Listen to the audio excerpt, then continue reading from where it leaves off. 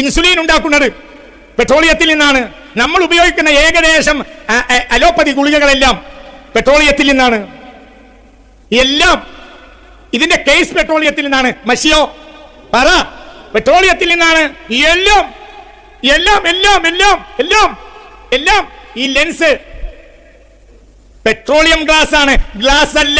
Glass മരിച്ചു പോയി, മറുകയാ. ഇപ്പോൾ എറിഞ്ഞാൽ പൊട്ടാത്ത ഗ്ലാസ് ആണ്. എന്തുകൊണ്ട്?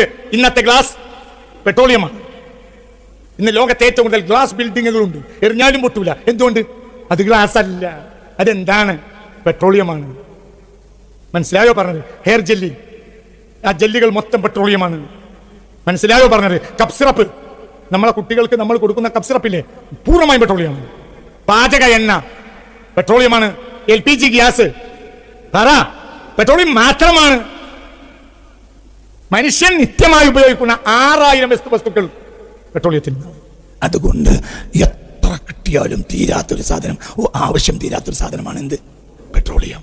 നബി പറഞ്ഞത് ലോകാവസാനം എടുത്താൽ സ്വർണ്ണമലകൾ പൊങ്ങും. അതിനുവേണ്ടി ലോക ജനത മുഴുവനും യുദ്ധം ചെയ്യും. വിലയുള്ള സാധനത്തിന് വേണ്ടി എന്ത് ചെയ്യൂ? പറ യുദ്ധം ചെയ്യൂ. ലോകത്ത് ഒരു കാലത്ത് ഏറ്റവും വിലയുള്ള മൂല്യമുള്ള ലോഹം അലുമിനിയം ആയിരുന്നു. ഈ പുസ്തകത്തിലുണ്ട്. ഒരുപാട്. ഈ പുസ്തകത്തിന്റെ പ്രത്യേകത എന്നാൽ ഓക്സ്ഫോർഡിന്റെയും കേംബ്രിഡ്ജിന്റെയും അല്ലാത്ത ഒരു തെളിവും ഇതിൽ നിന്ന് കൊടുത്തിട്ടില്ല. ലോകത്തൊരാൾക്കും നിഷേധിക്കാൻ കഴിയാത്ത, ഒരാധുനികനും നിഷേധിക്കാൻ കഴിയാത്ത പുസ്തകമാണിത്. ഓക്സ്ഫോർഡിന്റെയും കേംബ്രിഡ്ജിന്റെയും ഏൾ യൂണിവേഴ്സിറ്റിയുടെയും BBC-യുടെയും ലോകത്തെ ആധുനിക ലോകത്തെ പ്രവാചകന്മാർ എന്നിൽ ആധുനിക ലോകം പറയുന്ന ജനതയുടെ തെളിവുകളല്ലാതെ ഈ പുസ്തകത്തിൽ കൊടുത്തിട്ടേ ഇല്ല. ഈ പുസ്തകത്തിന്റെ കണ്ടന്റ് വില കൊടുത്തു വാങ്ങിയതാ. അതുകൊണ്ടാണ് ഇതിന്റെ പേപ്പറിന് വില കൂട്ടിയത്. ഞാനിതിൽ ഈ ഫോട്ടോസൊക്കെ എല്ലാം ഉൾപ്പെടുത്താനുള്ള കാരണം, ഈ ഫോട്ടോസ് നമ്മളാളുകൾ നിഷേധികളാണ്. പ്രത്യേകിച്ച് 5 വക്ത് നിസ്കാരം ഉണ്ടെങ്കിൽ നിഷേധം കൂടും. അയാളാരാ ഇതൊക്കെ പറയാൻ, അയാൾക്കെന്താ വെറുതെ നോണ പറയാം. അപ്പൊ തെളിവ് കാണിച്ചു കൊടുത്താൽ പിന്നെ നോണ പറഞ്ഞു എന്ന് പറയാൻ കഴിയൂല. ഈ പുസ്തകത്തിൽ ഒരുപാട് ഫോട്ടോസ് ഉണ്ട്. ഇതിൽ ഒരുപാട് കാരണം എന്തെന്നാൽ ഈ ഫോട്ടോസ് നിങ്ങൾക്ക് വസ്തുതയായ തെളിവുകൾ പറഞ്ഞു തരും. പിന്നെ ഇത് കൗതുകത്തോടെ വായിക്കാൻ കഴിയും. ഇത് ഏതും പുസ്തകപ്പുഴു വായിച്ച പോരാ. ഇത് ഭൂമിയിലെ 810 കോടി ജനങ്ങളും. ആധുനിക ലോകത്തെ ഏറ്റവും വലിയ പ്രശ്നം പ്ലാസ്റ്റിക് ആണ്. പ്ലാസ്റ്റിക് ഉപയോഗിക്കരുതെന്ന് പറഞ്ഞ ഒരേ ഒരു നബി മുഹമ്മദ് മാത്രമാണ്. അത് ഞാൻ കണ്ടെത്തി. അത് ഈ പുസ്തകത്തിലുണ്ട്. മനസ്സിലായോ? നിങ്ങൾ ചിന്തിക്കണം, ഈ പുസ്തകങ്ങൾ വായിക്കണം, ആവർത്തിച്ച് വായിക്കണം. ഞാൻ നിങ്ങളോട് പറഞ്ഞില്ലേ, സമ്പത്തിന് നമ്മൾ വലിയതാക്കി പറഞ്ഞു. പ്രഭാഷണങ്ങൾ ഞാൻ കേട്ടിട്ടുണ്ട് അടുത്ത കാലത്ത്. നമുക്കല്ലേ അള്ളാഹു തആല അനുഗ്രഹങ്ങൾ ചൊരിഞ്ഞു തന്നത്, നമുക്കല്ലേ എത്രയും വലിയ മുതൽ തന്നത്. അവർക്ക് നബിയെയും അറിയില്ല. മാ അഖ്ഷ അലൈക്കുമുൽ ഫഖറ, നിങ്ങൾക്ക് ദാരിദ്ര്യം വരുന്നതിൽ എനിക്ക് വിഷമമില്ല. വലാകിന്നി അഖ്ഷ അൻ തുബ്സത അലൈക്കുമുദ് ദുനിയ, നിങ്ങൾക്ക് ദുനിയാവ് തുറന്നു കിട്ടുന്നതിനെ മാത്രമാണ് ഞാൻ ഭയപ്പെടുന്നതെന്ന് മുഹമ്മദ് മുസ്തഫ.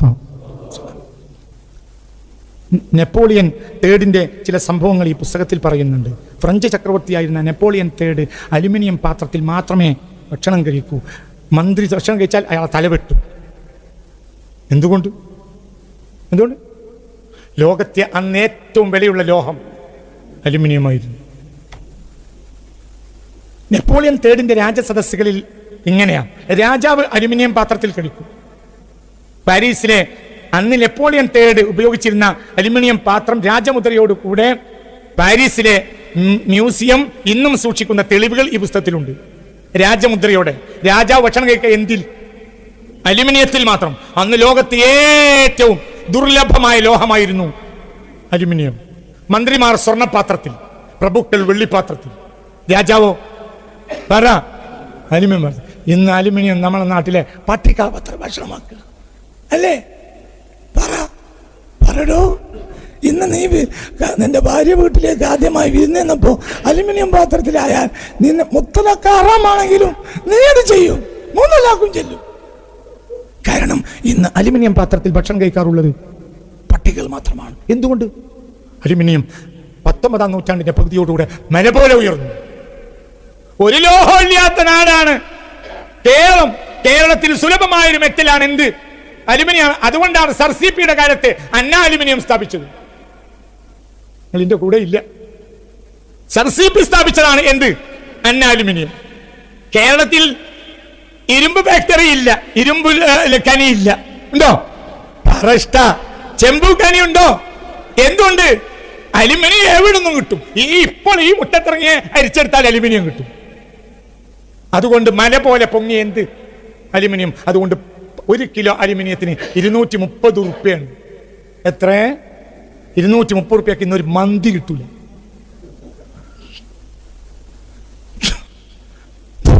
മനസ്സിലായോ?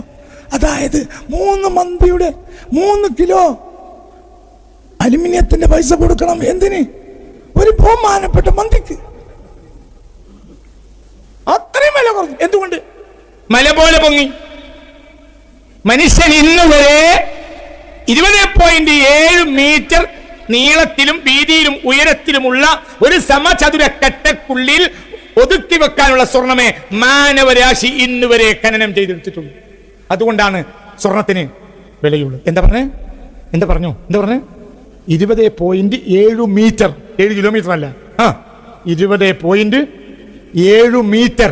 20.7 മീറ്റർ നിങ്ങൾക്ക് അറിയാലോ. ഈ മുറിയുടെ നീളം ഉണ്ടാവും.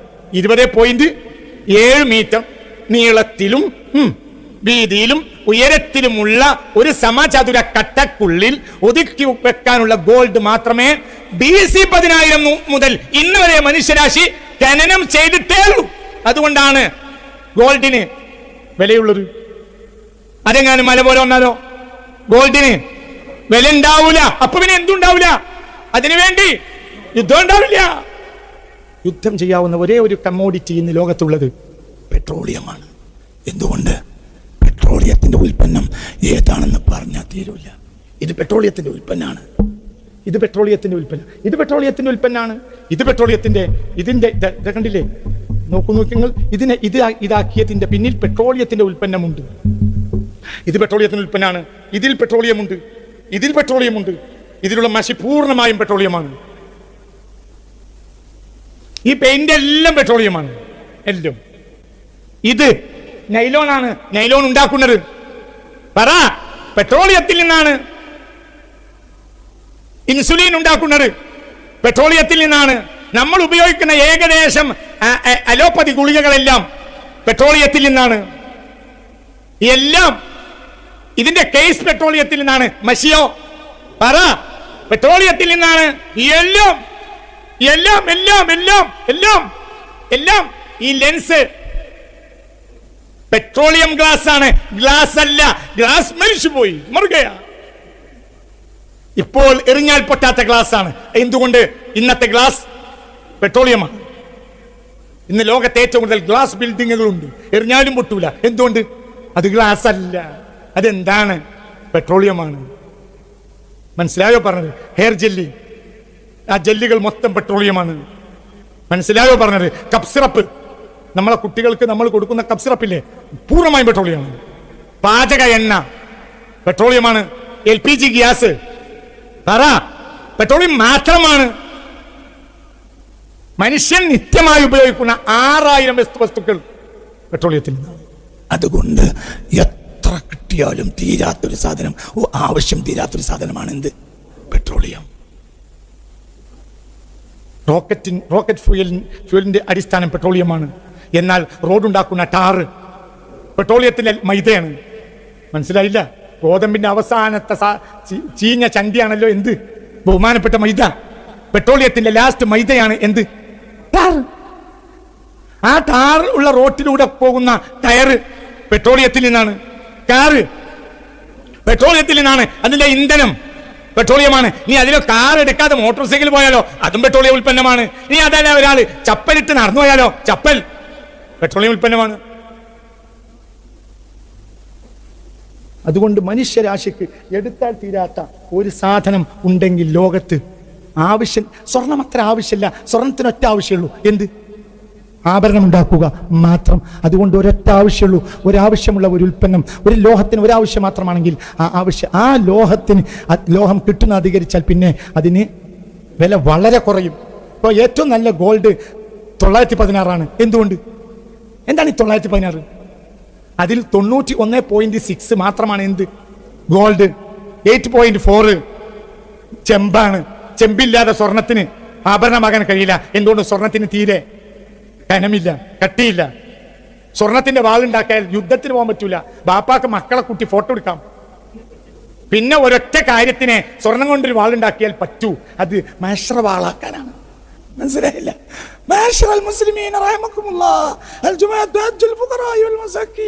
എന്ന് നമ്മൾ പറയുന്നൊരു വാളില്ലേ, ആ വാൾ എന്തുകൊണ്ടുണ്ടാക്കാം? പിന്നെ ആളുകൾക്ക് അത് പിടിക്കാൻ പറ്റുമോ എന്നുള്ള പ്രശ്നം ഹറാമ് വേറെയാണ്. യുദ്ധത്തിന് എന്ത് പറ്റൂല, കാരണം തീരെ കരുത്തില്ലാത്ത ലോഹമാണ്. അതുകൊണ്ട് സ്വർണത്തിന് ആകെ ഒരു പണിയുള്ളൂ, എന്ത്? ബുദ്ധിയില്ലാത്ത പെണ്ണുങ്ങളെ കഴുത്ത് കിടക്കുക. ബസ് പിന്നെ ലോകത്തെ ഏറ്റവും ബുദ്ധിയില്ലാത്ത വർഗം പെണ്ണുങ്ങളാണെന്ന് മുഹമ്മദ് മുസ്തഫ സ്വല്ലല്ലാഹു അലൈഹി വസല്ലം. പെണ്ണുങ്ങളില്ലാത്ത സദസ്സായതുകൊണ്ടാണ് ഞാനിത് പറയുന്നത്. അപ്പൊ നിങ്ങൾ ഈ പുസ്തകം പഠിക്കുക. നേരം കഴിഞ്ഞോ? സമയത്രയായി? 5:45 അവസാനിപ്പിക്കണം. ഈ പുസ്തകങ്ങൾ പഠിക്കണം. ലോകം അവസാനിക്കാൻ പോവാണ്. ലോകത്തെ അവസാനിപ്പിക്കുന്ന ഒരേ ഒരു സാധനം പെട്രോളാണ്. അമേരിക്കയും ബ്രിട്ടനും അറബികളും കൂടി പുറത്തെടുത്ത സാധനമാണ് എന്ത്? പെട്രോളിയം. ഇത് ലോകാവസാനത്തിന്റെ വാതിലാണ്. 2049 എന്നൊരു വർഷമുണ്ടെങ്കിൽ ഒരു ചെറിയ മത്സ്യത്തിന്റെ തരി പോലും കടലിൽ ഉണ്ടാവില്ല എന്നാണ് ഓഷ്യാനോളജിയിലെ 2022 റിപ്പോർട്ട് എൻ്റെ കയ്യിലുണ്ട്. എന്താ പറഞ്ഞേ? 2049 എന്നൊരു വർഷമുണ്ടെങ്കിൽ കടലിൽ ഒരു ജീവി ഉണ്ടാകൂല, ഒരു ജീവി ഉണ്ടാവില്ല എന്നാണ് ഓഷ്യാനോളജിയുടെ പുതിയ റിപ്പോർട്ട് 2022 വന്ന. എന്തുകൊണ്ട്? കടൽ എന്നാൽ ഇന്ന് ഒരു പെട്രോളിയം ലായനിയാണ്. ഓക്സ്ഫോർഡ് പുറത്തിറക്കിയ ഒരു പുസ്തകമുണ്ട്, പ്ലാസ്റ്റിക് സൂപ്പ്. എന്താ പ്ലാസ്റ്റിക് സൂപ്പ്? കടൽ വെള്ളം ഒരു പ്ലാസ്റ്റിക് സൂപ്പാണ്. നിങ്ങൾക്ക് പറഞ്ഞാൽ മനസ്സിലായോ? പ്ലാസ്റ്റിക് ലോകത്തിന്റെ അന്തകനാണ്. പ്ലാസ്റ്റിക് ഉള്ള ഒരു ജീവിക്കാൻ കഴിയില്ല. നിങ്ങൾ മനസ്സിലാക്കുന്ന ഒരു ചെറിയ പ്ലാസ്റ്റിക് കഷ്ണം മണ്ണിൽ അലിയണമെങ്കിൽ 500 വർഷം എടുക്കും. 500 വർഷം പോകുമ്പോൾ നമ്മൾ സിറാത്ത് പാലത്തിന്റെ നടുവിലെത്തും. മനസ്സിലായോ പറഞ്ഞത്? ചിന്തിക്കണം. ഞാൻ അവസാനിപ്പിക്കാണ്. അതുകൊണ്ട് ലോകാവസാനത്തിന്റെ വാതിലാണ് എന്ത്? പെട്രോളിയം. അത് ബുദ്ധിയില്ലാത്ത അറബികൾ പുറത്തെടുത്തു. അറബികളോട് മുത്തുനബി പറഞ്ഞിട്ടുണ്ട് അത് ചെയ്യരുത്. പക്ഷെ അത് മനസ്സിലാക്കാൻ അവർക്ക് കഴിഞ്ഞില്ല. അതിന് കാരണം, അതിനൊരു പ്രധാനപ്പെട്ട കാരണമുണ്ട്. 20-ാം നൂറ്റാണ്ടിന്റെ തുടക്കത്തോടുകൂടെ ലോകത്തെ പണ്ഡിതന്മാരുടെ വായ മുഴുവനും മൂടിക്കെട്ടി. സ്വതന്ത്ര ഗവേഷണങ്ങളില്ല. ആകെ മുസ്ലിം ലോകത്തിൽ ഗവേഷണം നടക്കുന്നത് മൊയ്തീൻ ഷേഖ് കാക്കണേ എന്ന് പറയാൻ പാടില്ല എന്ന് മാത്രം.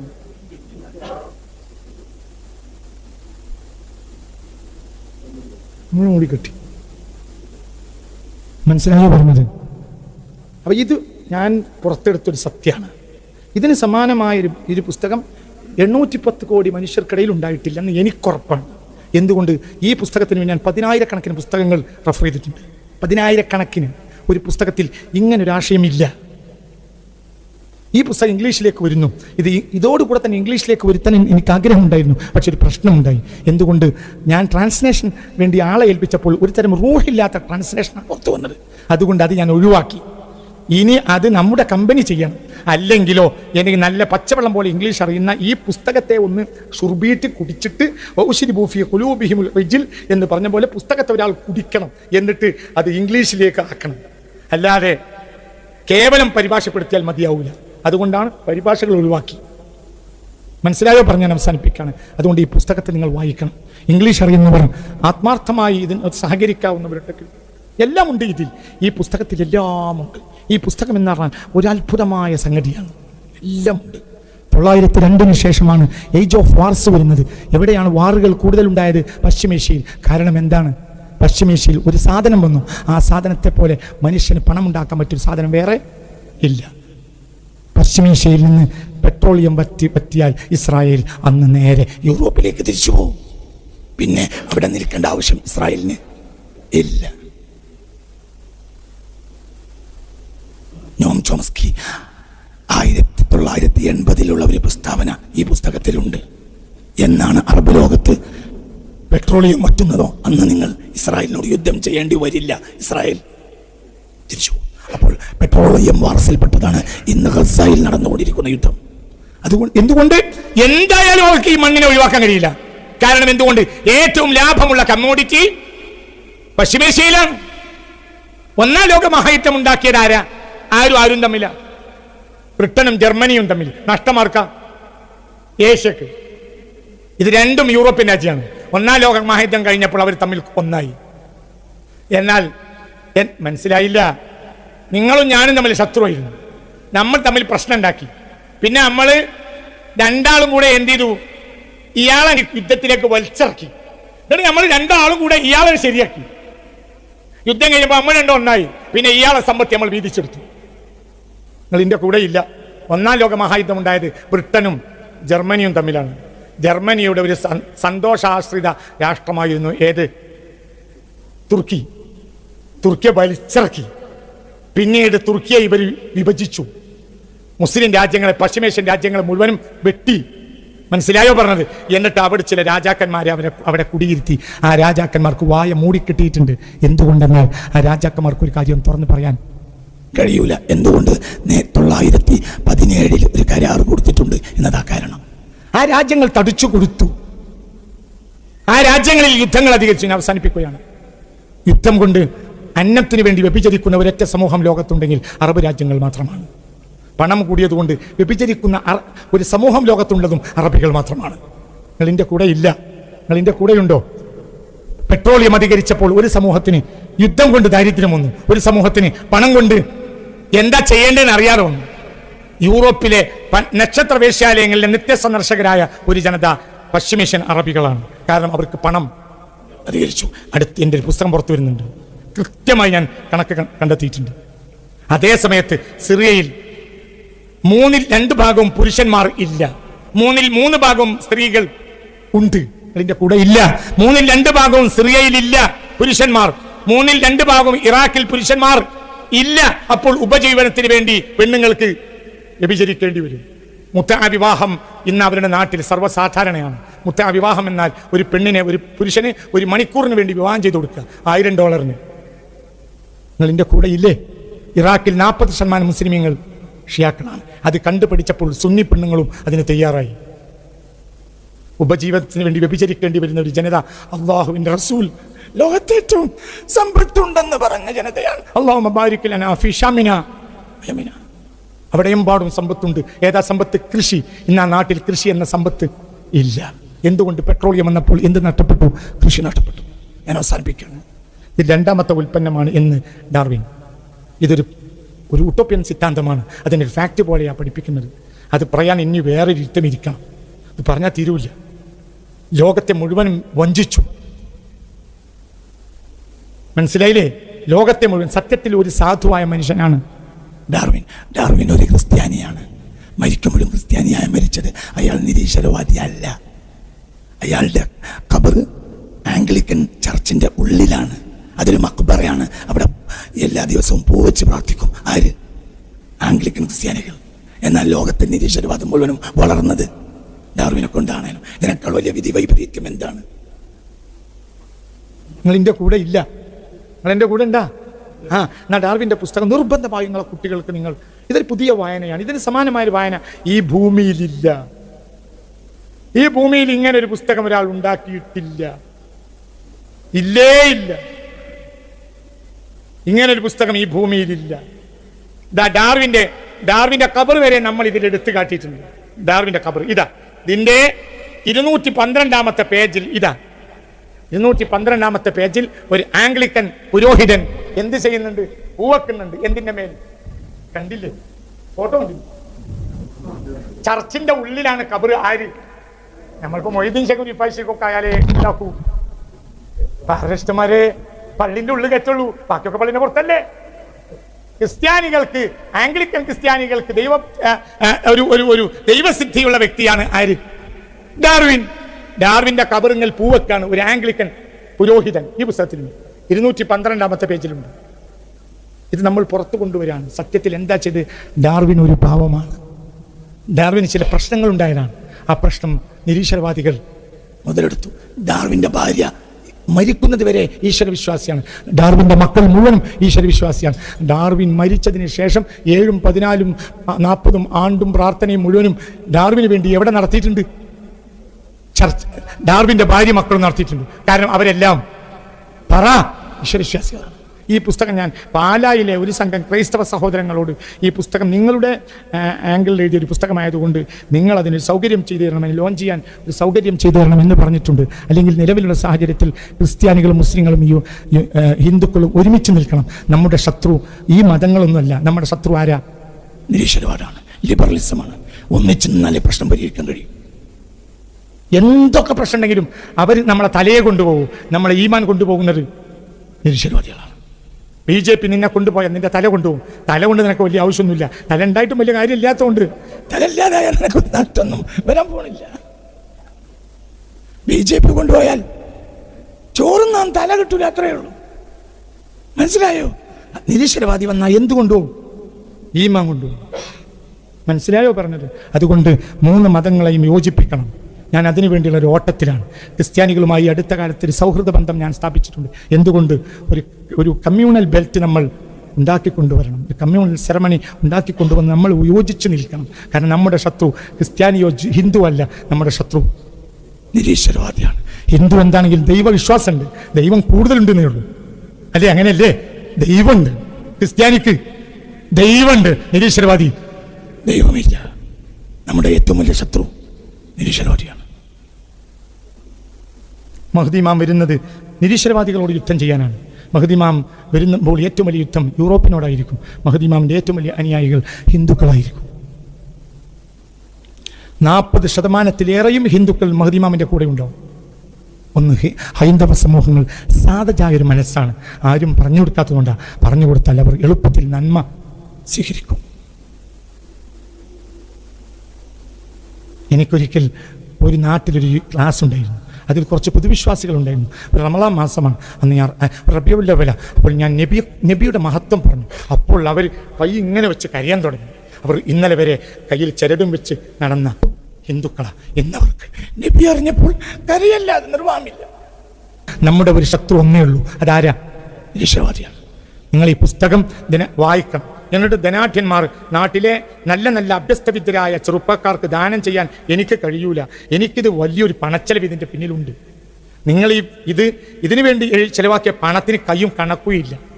ഞാൻ 2 വർഷമായി വനവാസത്തിലാണ്. ഇതിനു വേണ്ടി പഠിക്കുക ചെയ്തത്. ഇതിൻ്റെ കണ്ടന്റുകൾ വില കൊടുത്ത് വാങ്ങിയതാണ്. പിന്നെ ഈ പുസ്തകം തന്നെ വലിയ വിലയുള്ളതാണ്. അതുകൊണ്ട് ധനാഢ്യന്മാർ ഈ പുസ്തകം ഒന്ന് വായിക്കുക.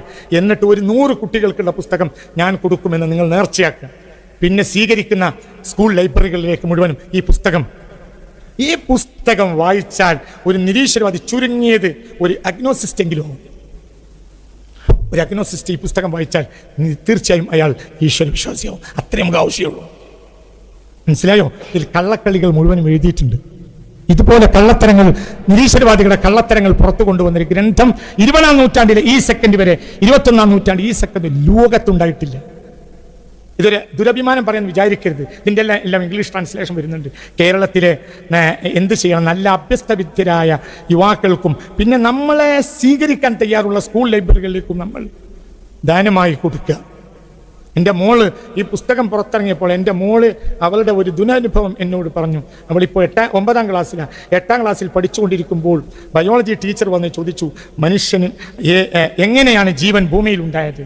അപ്പോൾ ഏതോ ഒരു ക്രിസ്ത്യാനി കുട്ടി പറഞ്ഞു, ആദാമും ഹവ്വായും വന്നപ്പോഴാണ് ജീവനുണ്ട്. അപ്പോൾ ആ ക്ലാസ് കഴിയുന്നത് വരെ ഈ ടീച്ചർ ഈ കുട്ടിയെ ആക്ഷേപിച്ചുകൊണ്ട് നിങ്ങൾ മരമണ്ടന്മാരാണ് മുസ്ലിങ്ങളും ക്രിസ്ത്യാനികളും എന്ന് പറഞ്ഞുകൊണ്ടേയിരുന്നു. മനസ്സിലായോ? എൻ്റെ കുട്ടി പഠിച്ച ഒരു സ്കൂളിലെ ദുരനുഭവം ഈ പുസ്തകം പുറത്തിറങ്ങിയതിന് ശേഷം എൻ്റെ മോൾ എന്നോട് പറഞ്ഞു. ഞാൻ ആ സ്കൂൾ ലൈബ്രറിയിലേക്ക് ഒരു പുസ്തകം ദാനമായി കൊടുത്തിട്ടുണ്ട്. നിങ്ങൾക്ക് മനസ്സിലായോ? നിങ്ങൾക്ക് ചിന്തിക്കുക. കയ്യിൽ നിയമത്തുള്ളവർ ഇതിനു വേണ്ടി കൊടുക്കാൻ തയ്യാറാവുക. എല്ലാവരും ഇത് വായിക്കുക, കാര്യങ്ങളെ മനസ്സിലാക്കുക. ഇൻഷാ അല്ലാഹ് ഈ മജ്‌ലിസിൽ ഈ പുസ്തകം വാങ്ങുന്നവർക്ക് 100 രൂപ ഓരോ പുസ്തകത്തിനും കുറച്ച് കൊടുക്കാൻ തീരുമാനിച്ചിട്ടുണ്ട്. അതൊക്കെ ചെയ്യാൻ കഴിയുന്നൊരു പരമാവധിയാണ്. ഇതൊരു ലാഭത്തിന് വേണ്ടിയുള്ള പുസ്തകമല്ല, ഇതൊരു സ്ട്രഗിളാണ്. ഒരു യുദ്ധം ഞാൻ ആരംഭിച്ചിരിക്കുകയാണ്. അടുത്ത് പുറത്തു വരും മുഹമ്മദ് നബിയുടെ യുദ്ധങ്ങൾ എന്ന പേരിൽ എൻ്റെ ഒരു പുസ്തകം 2024 വരും. മുഹമ്മദ് നബി യുദ്ധ കുതിരനല്ല എന്ന് എഴുതി കഴിഞ്ഞിട്ട് മരിച്ചാൽ മതി എന്നാണ് എൻ്റെ ആഗ്രഹം. എൻ്റെ ജീവിതത്തിലെ ഏറ്റവും വലിയ ആഗ്രഹം ഹബീബായ നബി ഹൗദുൽ കൗസറിൻ്റെ അരികിലേക്ക് വരുമ്പോൾ എൻ്റെ കുട്ടിയാണ് അവൻ, ഞാൻ യുദ്ധകുതിയനല്ല എന്ന് എഴുതിയവനാണെന്ന് പറയാനാണ് എൻ്റെ ആഗ്രഹം. ഇൻഷാ അല്ലാഹ്. അത് ആ പുസ്തകത്തിലില്ല മോനെ, അതിലില്ല. ഞാൻ ഇപ്പോൾ പുതിയതായി കണ്ടെത്തിയതാണ്, നേരത്തെ ഞാൻ എഴുതി വെച്ചിട്ടുണ്ട്, പിന്നീട് പ്രസിദ്ധീകരിക്കാമെന്ന്. പക്ഷേ എപ്പോഴും ഞാൻ മനസ്സിലാക്കുന്ന നേരത്തുള്ളൂ, യൂത്തിനെ നേരെ ലിബറലിസത്തിലേക്ക് കയറ്റാനുള്ള വലിയൊരു കാര്യം നബിയുടെ വ്യക്തി ജീവിതത്തെ കുറ്റപ്പെടുത്തുകയാണ്. മനസ്സിലായി? നബി ഒരു യുദ്ധക്കുതിയനാണ്. 3,70,00,000 ആളുകളാണ് ഒന്നാം ലോക മഹായുദ്ധത്തിൽ പങ്കെടുത്തത്. ഈ സഖ്യകക്ഷികൾ കൊന്നത് 4 കോടി ജനങ്ങളെ. ആരാ യുദ്ധക്കുതിയന്മാർ? എത്രയാ പങ്കെടുത്തത്? 3,70,00,000. കൊന്നത് എത്രയാ? 4 കോടി. എന്നിട്ട് ഇവർ പറയാ മുഹമ്മദ് നബി സല്ലല്ലാഹു അലൈഹി വസല്ലമയുടെ കാലത്ത് യുദ്ധത്തിൽ മരിച്ചത് ആകെ 400-ൽ താഴെ ആളുകളാണ്. എത്ര? നിങ്ങളെ പുന്നപ്ര വയലാറിൽ മാത്രം 2000 ആളെ കൊന്നു. എന്നിട്ട് പറയണത് യുദ്ധം. നിങ്ങൾ ഇവിടെ ഉണ്ടാ? പുന്നപ്ര വയലാറിൽ മാത്രം എത്ര ആളെ കൊന്ന്? 2000. നബിയുടെ ജീവിതകാലത്തിലാകെ യുദ്ധം കണ്ട് 2 വർഷത്തു കൂടെ മരിച്ചത് 400-ൽ താഴെ ആളല്ല എന്ന് തെളിയിച്ച എന്റെ വലത്തെ ചെവി മുറിച്ചാൻ വരും. പഠിച്ചു പറയാം. ആൺകുട്ടികൾ വരാം. 400-ൽ താഴെ ആളെ മരിച്ചിട്ടുള്ളൂ മുഹമ്മദ് മുസ്തഫ യുദ്ധത്തിൽ.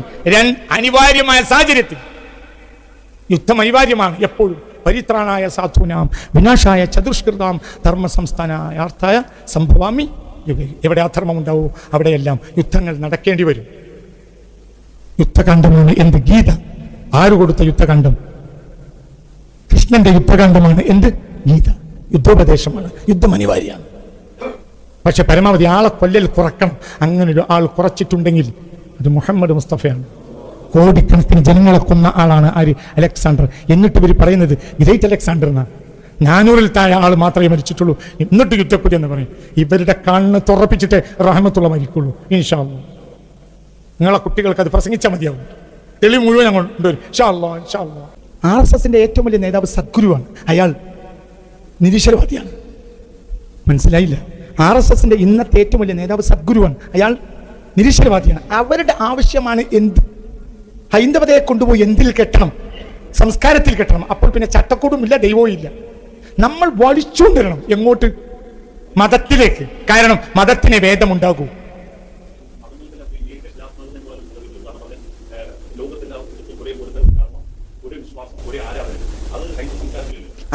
അത് പിൽക്കാലഘട്ടത്തിൽ നശിപ്പിക്കപ്പെട്ടതാണ്. ഹൈന്ദവ സംസ്കാരത്തെ പിൽക്കാലഘട്ടത്തിൽ, ഹൈന്ദവ മതത്തെ പിൽക്കാലത്ത് നശിപ്പിക്കപ്പെട്ടിട്ടുണ്ട്. അതായത് ഇത്രയേറെ ദൈവങ്ങളൊക്കെ ഉണ്ടാക്കിയതിന്റെ പിന്നിൽ ചില താല്പര്യങ്ങളാണ് ഉണ്ടായത്. അത് ഓരോ കാര്യത്തിൽ നവോത്ഥാന പുരുഷന്മാർ ഉണ്ടായില്ല.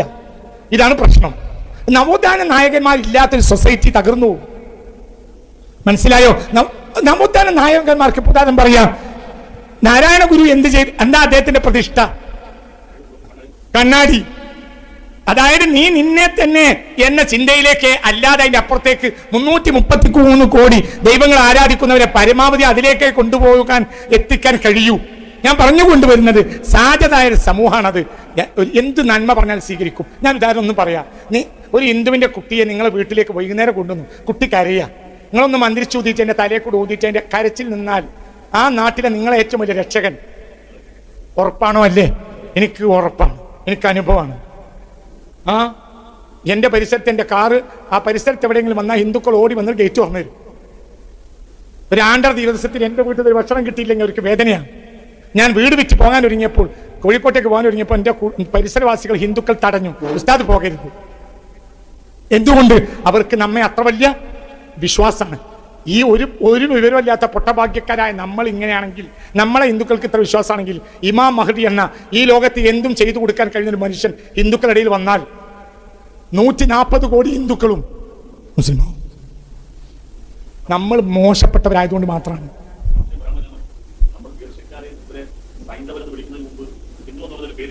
ഇല്ല, അത് ഈ പേരൊക്കെ പിൽക്കാലഘട്ടത്തിൽ വന്നതാകാം. എന്നാൽ ഏകദൈവ വിശ്വാസത്തിൽ അധിഷ്ഠിതമാണ്. എന്ത്? ഒന്ന്. രണ്ടാമത്തത് ഹൈന്ദവ വേദത്തിന്റെ 99% ഇപ്പോൾ നഷ്ടപ്പെട്ടു. ആര് നഷ്ടപ്പെടുത്തി? അലക്സാണ്ടർ കൊന്ന മതമാണ് ഹിന്ദു മതം. അലക്സാണ്ടർ കൊന്ന മതമാണ്. അലക്സാണ്ടർ എന്ന മനുഷ്യനില്ലായിരുന്നുവെങ്കിൽ ബുദ്ധമതം മാത്രം മതിയാകും ലോകത്തിന്. ഏറ്റവും വലിയ അടിസ്ഥാന ഏകത്വത്തിലാണ് നിൽക്കുന്നത്. ഇന്നത് നാസ്തിക മതമാണോ ആസ്തിക മതമാണോ എന്ന് പോലും കണ്ടെത്താൻ കഴിയില്ല. ഭേദങ്ങളൊക്കെ നശിപ്പിച്ചു. ഞാൻ അവസാനിപ്പിക്കണം, സമയം താമസിച്ചതുകൊണ്ട്. റബ്ബന, അതുകൊണ്ട് ഇൻഷാ അല്ലാഹ് പാലായിൽ ഒരു പരിപാടി ഉണ്ടായാൽ നിങ്ങളൊക്കെ സഹായിക്കണം. ക്രൈസ്തവ സഹോദരങ്ങളെയും കൂട്ടിപ്പിടിച്ച് ഹൈന്ദവ സഹോദരങ്ങളെയും പരമാവധി യോജിപ്പിച്ച് പിടിച്ച് നമ്മുടെ സമരം തുടരണം. ആർക്കെതിരെ? ലിബറലിസ്റ്റ് നിരീശ്വരവാദികൾക്കെതിരെ. അവർക്കെതിരെ ഒരു കാലത്തും ആയുധം വെക്കാൻ പാടില്ല. നമ്മുടെ സമരം മുഴുവനും നിരീശ്വരവാദികൾക്കെതിരാണ്. അവർ അല്ലാഹുവിനെതിരാണ്, അവർ ധർമ്മത്തിനെതിരാണ്, അവർ സത്യത്തിനെതിരാണ്. ഒരാണിനെ കല്യാണം കഴിക്കാൻ ഹിന്ദു അംഗീകരിക്കൂല, അതേ സമയത്ത് ലിബറലിസ്റ്റ് അംഗീകരിക്കും. ربنا آتنا في الدنيا حسنة وفي الآخرة حسنة وقنا عذاب النار وأدخلنا الجنة مع الأبرار يا عزيز يا غفار برحمتك يا أرحم الراحمين.